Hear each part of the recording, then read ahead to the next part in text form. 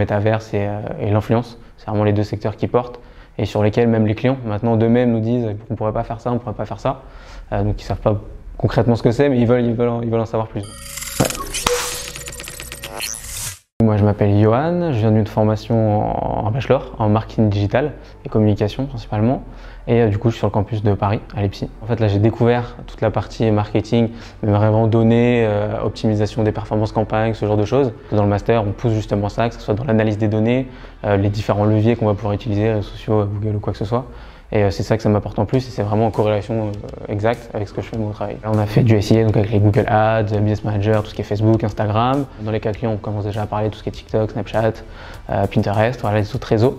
Donc ça, c'est vraiment pour la partie payant. Et puis même là, après, on en découvre parce que le marketing, on se rend compte quand même que ça évolue tout le temps. Il faut vraiment suivre les dernières tendances pour proposer aux clients. Justement, parce qu'en plus, eux, s'ils entendent parler, forcément, eux, ils vont le vouloir. Donc on est obligé pour rester au top. Il y a quand même pas mal le même domaine de l'influence qui évolue.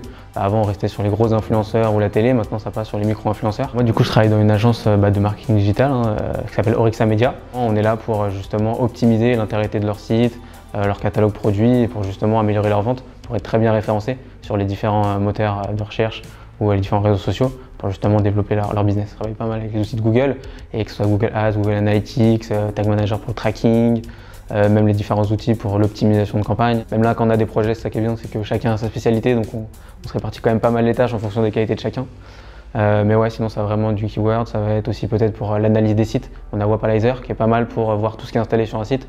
Typiquement quand là on a un client qui arrive, comme ça nous permet de voir ce qu'il a déjà en place sur son site, les différents leviers qu'il utilise. Le métier dans le marketing, c'est vraiment large, il y a une multitude de métiers, de choses à faire. Et donc l'idéal c'est d'avoir la bonne entreprise, c'est vraiment ça quand même, parce que si l'entreprise nous laisse des possibilités, on entend parler de tout, on touche à tout et on nous laisse le temps d'apprendre.